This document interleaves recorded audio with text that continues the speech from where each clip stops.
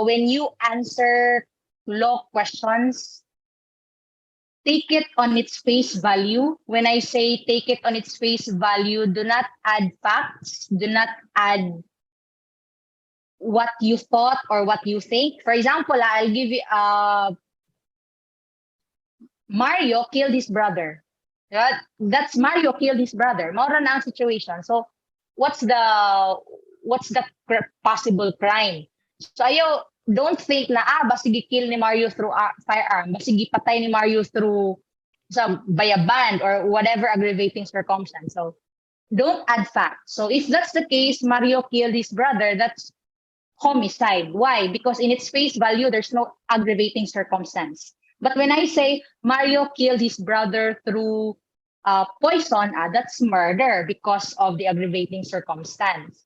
So, Ana, just take the questions in its face value. For law enforcement administration, especially questions that are situational, take the questions as if you're an investigator and take the question as if you're the police officer.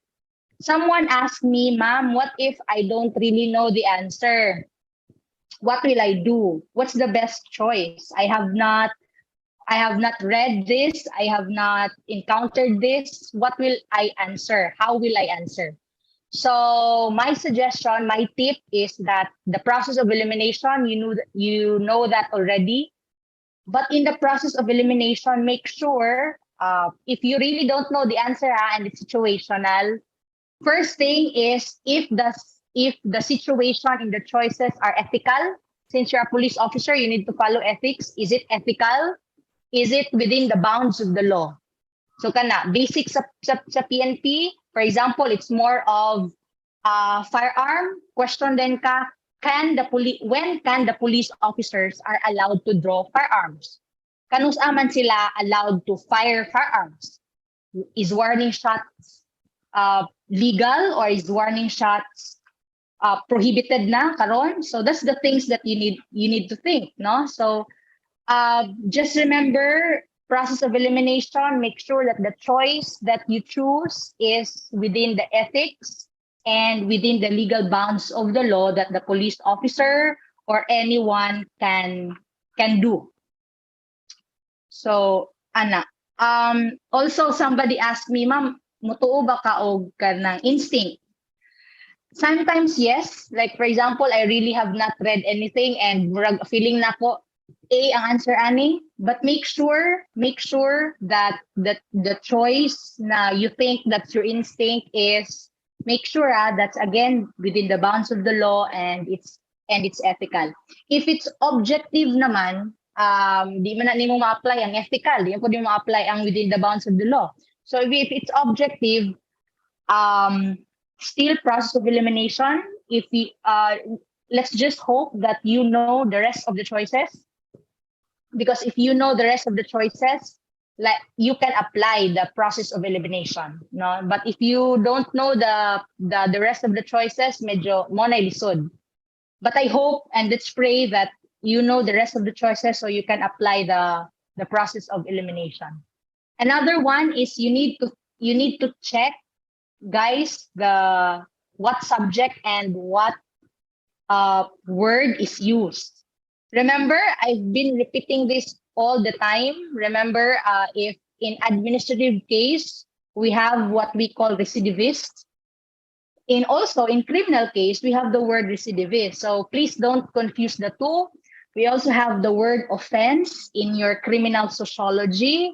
We also have the word offense in your criminal jurisprudence. So what's the difference between the two? So check that. We also have the word complaint, no? In complaint, it could be used in CDI or it can even be used in your LEA. So make sure check what subject you are taking and how is the word used in the question. So for example, in an offense, if it's crimso, don't apply the definition of offense of criminal jurisprudence in your criminal sociology. Remember, in your criminal sociology, offense is any crime punishable under revised penal code and special law. So that's the definition of your offense in your criminal sociology. But if we will go to your criminal jurisprudence, offense is just a crime, a type of crime punishable under your special law. So please check on that. In the same manner with your police organization, we use the word recidivist, but we don't use the definition of recidivist in your criminal jurisprudence. When you say recidivist in your jurisprudence, it means that when a person commits a crime twice under the same title of the revised penal code, right? But when you say a recidivist in your police organization, it is when a person, when a police officer for that matter, committed an offense, administrative offense, twice under the same offense. What do you mean by that? If it's less grave or same grave offense. If the person, the police officer at that, committed twice grave offense, then he be called recidivist. Twice less grave offense, called recidivist. So please take note of that. By the way, if you think that I am too fast, just unmute yourself and tell me na ma'am, you're too fast. I need to catch up. So Anna. Okay, so let's start for your salient provisions of RA 6975. I know you're very familiar with this already, so let's make yourselves more familiar with this. Okay, remember that RA 6975 was approved December 13, 1990. Okay, and it was effective after the publication of at least 2 newspapers of general circulation. There was one board exam question asking how many newspaper was the RA 6975 published before it was effective. So that would be at least 2 newspaper of general circulation. Another one, remember, basic approval and effectivity are both different things. Okay, approval is the time when the president sign the law or even veto the law. So that's the approval date. Effectivity date, it shall be the time when the law can be now enforced. So it needs a publication before it shall be effective. That's why RA 6975 was effective after the publication of at least 2 newspaper of general circulation. Remember that, RA 6975, 2 newspaper. In RA 8551, that's 3 newspaper of general circulation. Okay, so under RA 6975, bear with this because I just copied this from your RA 6975. I said bear with this because these are not the new ranks. I want you to familiarize yourselves with the new ranks as provided by the new law. Okay? So for PO1 to SPO4, appointed by PNP Regional Director for regional personnel or by Chief PNP in cases of officers from patrolman, from Police Officer 1 to Senior Police Officer 4, if they will be assigned in the Philippine National Headquarters. Okay, for your inspector to superintendent, again, please counter check this with the new rank of PNP now, appointed by the chief of the PNP as recommended by their immediate superiors, attested by the Civil Service Commission. Senior Superintendent to Deputy Director General appointed by the President upon recommendation of the Chief PNP and with the proper endorsement of the Chairman. And for Director General appointed by the President. So I want you to take note of who shall appoint these people, who shall appoint these officers in rank and these non-commissioned officers. So for non-commissioned officers, it will be appointed by the Regional Director or Chief PNP in case these people or these officers will be assigned in the national headquarters. And for commissioned officers starting from lieutenant, it will be appointed by the Chief of Philippine National Police. And for Senior Superintendent and its equivalent to the new rank, up to the Director General or General for the new rank, then the one that will appoint shall be the President. Okay. So let's go now to PLEB, for People's Law Enforcement Board. It was created under this law, RA 6975. Okay, and there shall be, for the composition of PLEB, there shall be at least one PLEB for every municipality and for each of the legislative districts in a city.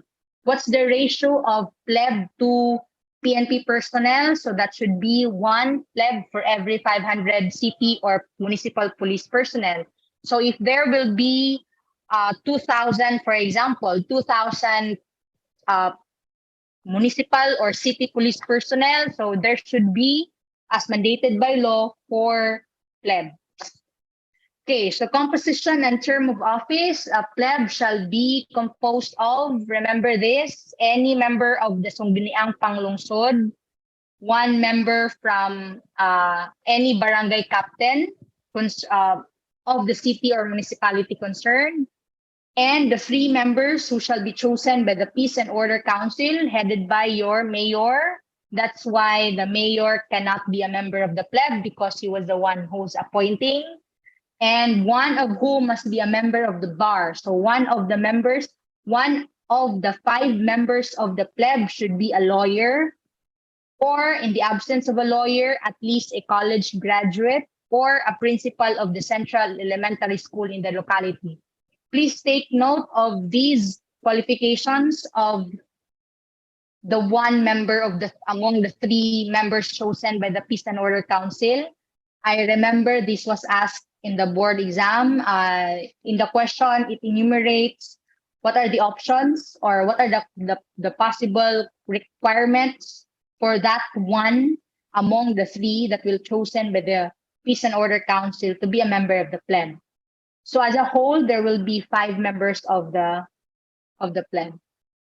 Okay, so we have powers of local government officials over the PNP units or forces. So for provincial governor, remember the provincial governor has the power to choose the provincial director from a list of 3 eligible recommended by PNP regional director. So the 3 lists of recommendees will be coming from PNP regional director, and that the provincial governor shall oversee the provincial public safety plan and implementation. Okay, under this law as well, RA 6975 created the PPSC, okay, which shall be the premier educational institution for the training of human resource development and continuing education of all PNP, BJMP, and BFP. Okay, and that the said college shall be under the direct supervision of the Board of Trustees, composed of the secretary and the 3 bureau heads. Okay.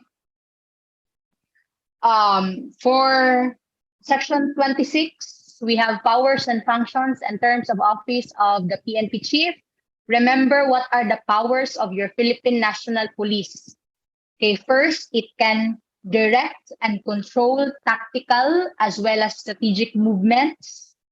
It can recommend for deployment, placement, utilization of the PNP or any of its units and personnel, and that the PNP chief may be delegated to subordinate officials with the respect, and such command of the chief PNP may be delegated to subordinate officials with the respect to the units under the respective commands. So as a general rule, under the law, it's the PNP chief that has the power to deploy, place, utilize PNP and of its units and personnel.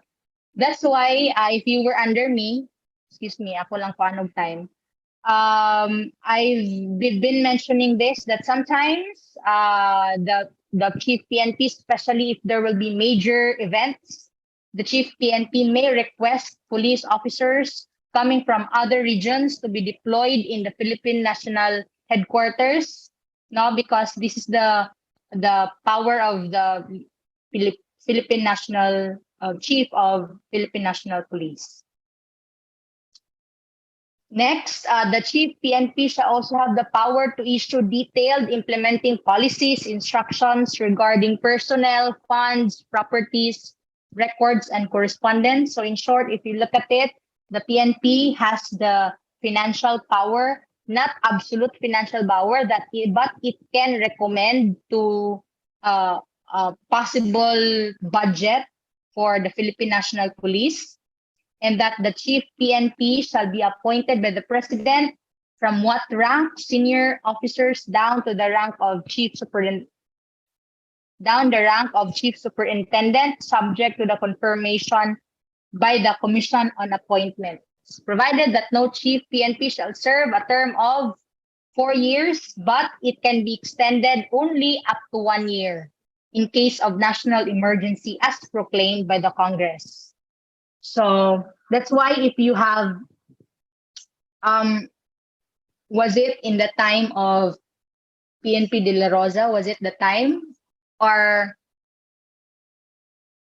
there was, I forgot whose PNP chief is that. Was it PNP De La Rosa? Where there was rumor that his tenure of office will be extended to 5 years or at least 1 year because of the emergency as declared by the Congress. So remember that it's not the president that will declare the situation of the Philippines in emergency situation, but it shall be the Congress.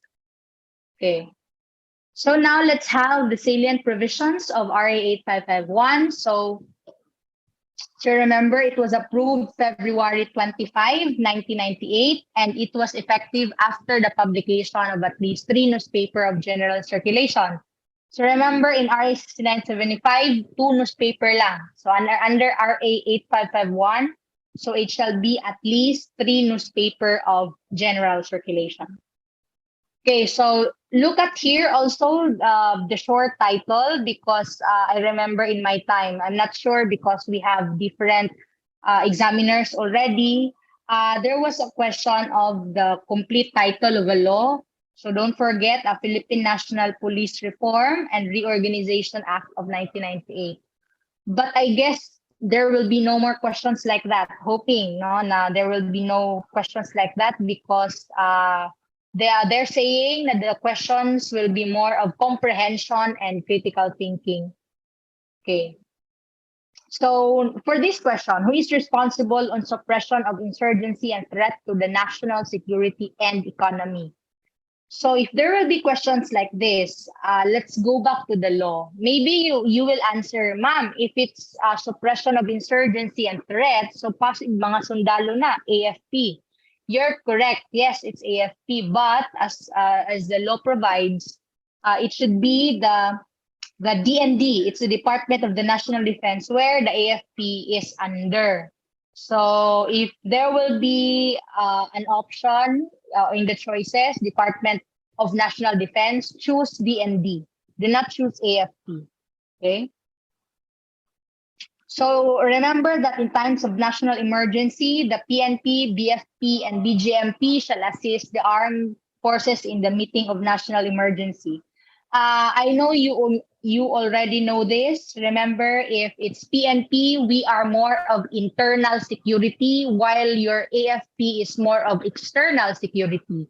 The AFP do not deal with crimes, do not deal with SOCO, do not deal with preservation. They deal with insurgents. That's why the AFP has different rule of law or procedure in, for example, in times of war. Okay, the AFP has different due process in cases where the AFP committed an offense or committed a violation of the procedure. I'll give you an example, but this is so parang gruesome na kayo. This is to the highest extent na ni. For example, in case of war, and cowardness is one of the major offenses of AFP.